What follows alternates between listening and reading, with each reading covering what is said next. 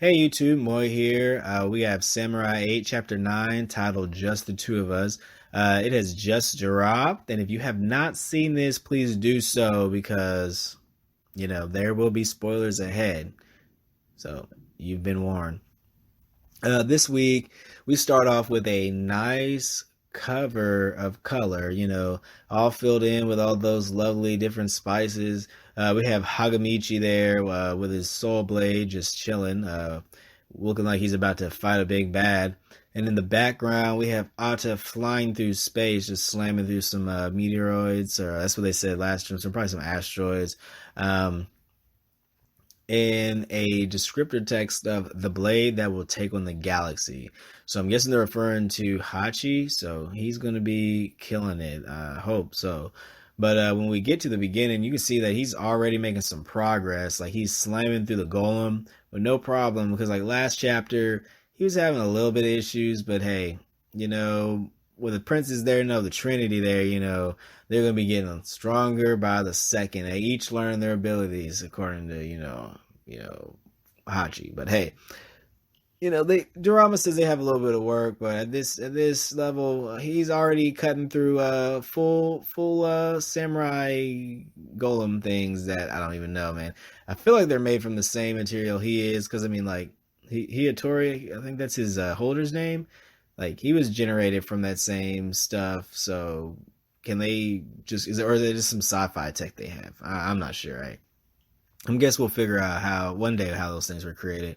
Anyways, he's kind of excited that he can cut through them, which is pretty cool because I know before Dorama was able to just slice through them all like ease, and with that power exchange, like man, like Drama's the goat. That's all I can say. Anyways, back to this chapter. We got Anne. She looks kind of excited that Hachi was able to break through it, but she kind of gets mad at him after he kind of insults her cooking, saying that he couldn't believe that that sludge gave him that much strength.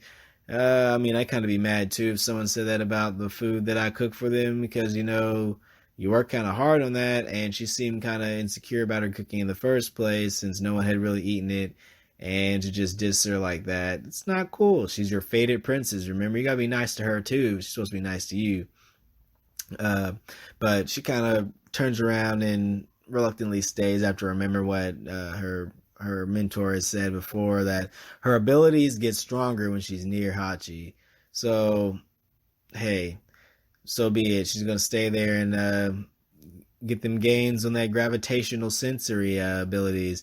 But my man Hachi, he kind of looks too much into this kind of stuff. I don't know why. He always thinks like if she gets close to him or nice to him that she's like she really likes him or something. I'm not really sure what he thinks, but he just needs to like not think about it at all because he's stressing out about it way too much. But hey, he also does by doing that. He does kind of learn that she is looking for locker balls. That is like her duty. That's why she's kind of been sitting around meditating and whatnot. Because like he thought she was just chilling, not doing anything, but he just has a misunderstanding on his position as a samurai. So someone needs to train him and give him a nice job description.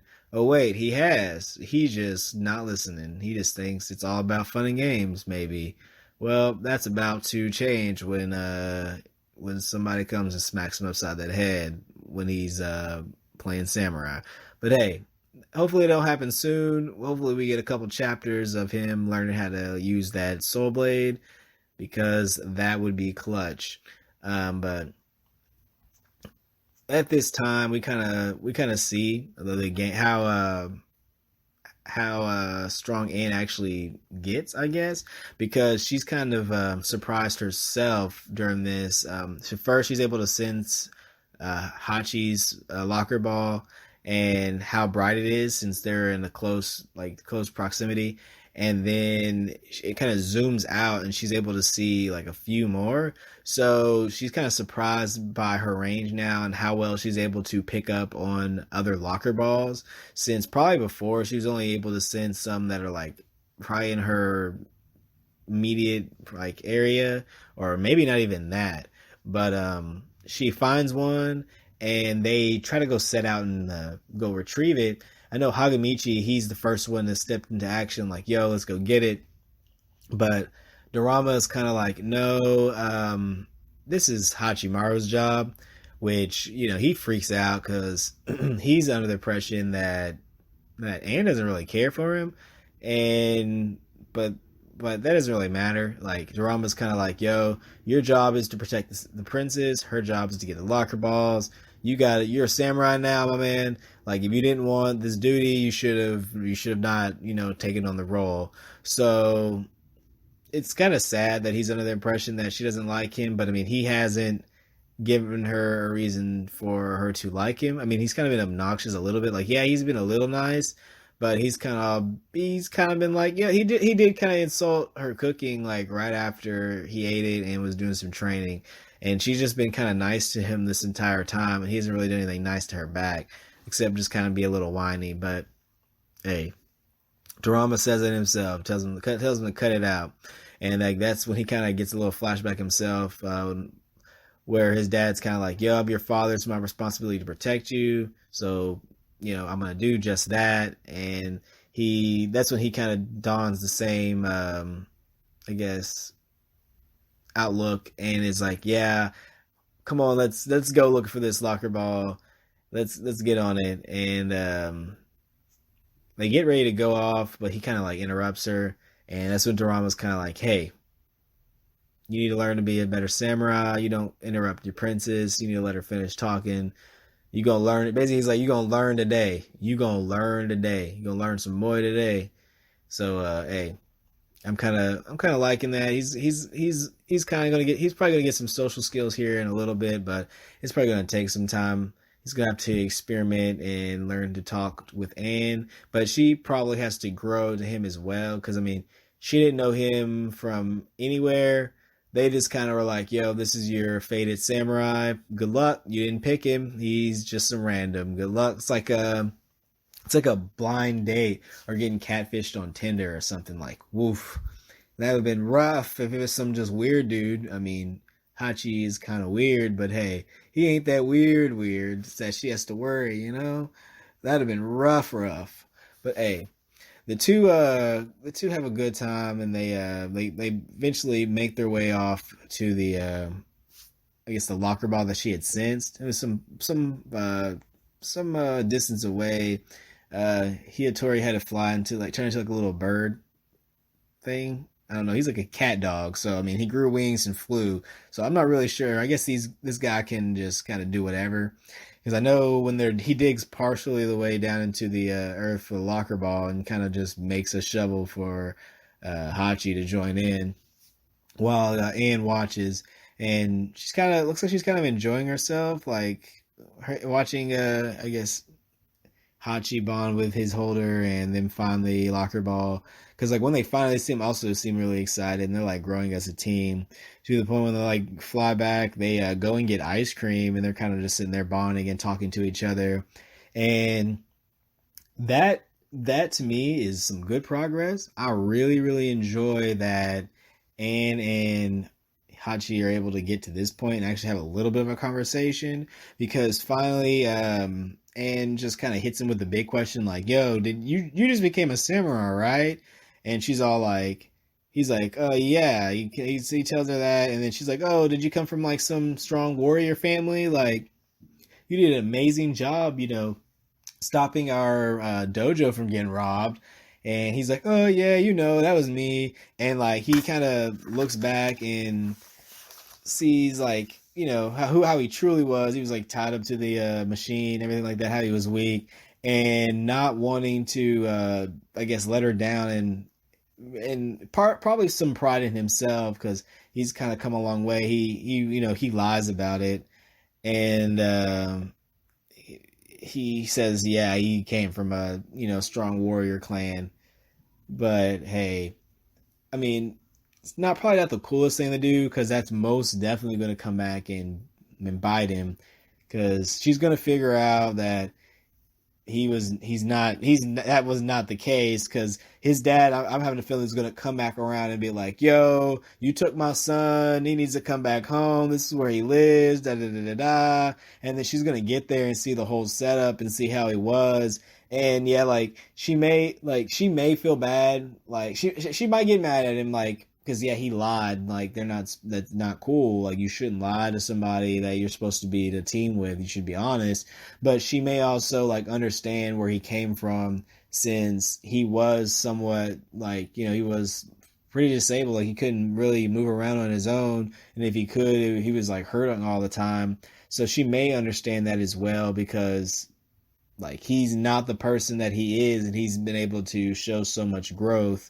But I still feel he should have been honest a little bit during that time. That would have been, a growth in his character, and I feel like that would have been more honorable. But hey, he's not a samurai yet, and he most definitely needs to. He hasn't worked on his honor skills yet. He's negative points right now. He's got some learning to do still. He has some learning to do, so it's okay. We're on chapter 9.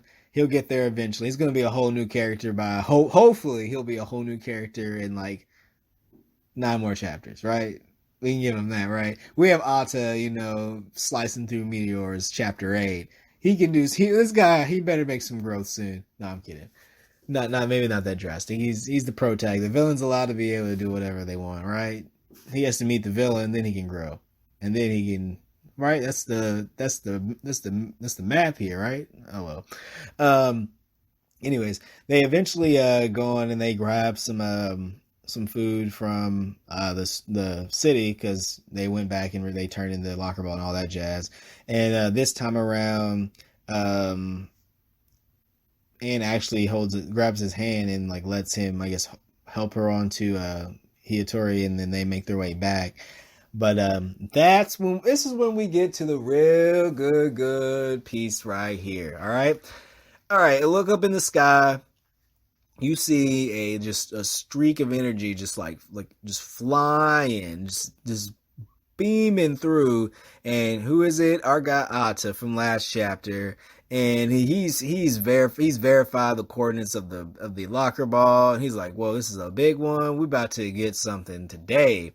And that's when he's like, "Any information on the satellite?" They're like, "No life there." He just slams right into the moon. Like, what? Like, he doesn't give a darn. He just slams right into that. Like, the surface is just cracking. And he's just like, "Yeah, I'll just make use of this when I'm about to destroy this planet." And I'm like, what do you mean destroy this planet? Like, my guy leaves a crater in the moon. Like, my guy just slams into it like it's nothing. Like, hole. Like, there's craters on that moon and everything, but he just made his own valley. Like, he's this Valley Atta right now, bro. Like, what is he doing? What is the power level of this guy? Because Hachimaru needs to step up his game today. If this guy's flying through space, just slamming into moons, about to crack him in half, like, I feel sorry for my guy. Because, like, you can just see it from the space. Like, they're flying. And the last one, they're flying, and then just boom, you can see the dust just like flying off the moon. Like, it doesn't completely break the moon, but you can see it. So like, if you're from the planet, that's a mighty big crater, my guy. That's a mighty big crater. But at the end, you see here, he calls him Hachikaku, not Hachimaru. Hachikaku. What does this mean? He says, "Just wait, Hachikaku." And it says, he said Kaku, not Maru. The evil is just above. So I'm wondering what that little saying right there is. Is there like a prophecy, a hidden name, something that we don't know about? Like, are there like a warring factions like from years back? Are the people like are the samurai reincarnated through the locker balls or something? Or did his dad kind of like set him up by doing all this? Because I mean, like, I know in the very beginning, like he had the soul, I guess the star piece or whatever, like the whatever is filling his heart. It's like the star soul. I know that was something that Dorama was kind of surprised about, because he knew Hachimaru's dad had some knowledge about the samurai, and he was just being very shady about it and was not letting on. And that kind of has me worried, because if my guy's calling him by a whole new name, either this is the whole like Goku Kakarot type thing, like, yo, your name is actually Kakarot and you're a Saiyan, Like I need to know more, but I guess we're gonna have to find out in chapter 10. So we got a whole another week on that. But hey, that this I'm kind of ready for. I think it's gonna be kind of cool. Um, I really want to see my guy Otta fight like 1-on-1 with Hachimaru, with Hagamichi, maybe some drama. Like I need to know what power level these guys are at, and I most definitely know what Dorama is at, because if this guy's doing this mess right here, then when Dorama was in his prime and not in cat a blind cat, well maybe even if is a blind cat, I'm pretty sure. Yeah, he probably still can. Like I'm ready to see some solid action, but I'm kind of surprised they're like putting dents in the moon right now. Like, are they hitting like mountain level base form right now? Just like let's just blow through all this stuff because my guy's blowing through meteors. So I mean that's something. I remember I was just looking on Twitter this morning and people were talking about how they're reaching like planet level or moon level already, and I'm like, well maybe not. Like he didn't break the moon. He just made a little crater in it. So maybe mountain level. I don't know. I don't know what levels I'm talking about. I just know my guy is extremely strong for chapter 9. Like, come on, man. Why are you flying through space just blowing up moons and then like getting ready to blow up a planet? Because if he's able to blow up a planet already, what is this? What is this? And I thought he was supposed to be a samurai. Samurai is supposed to be able to protect. So I'm guessing there's like an evil faction of samurai and a good faction of samurai. So are there evil princesses as well, like that aren't from this planet or from other planets that kind of just destroy? Like, I guess this is what the galaxy needs to be saved from. They need a clean slate, need a Thanos gauntlet snap, and maybe that'll do it or something. I don't know. Hopefully this next chapter clears up a lot of things. Hachimaru just or my bad, Hachikaku now comes over here and starts letting Ata know what's happening and that this is his planet and that they need to respect his authority.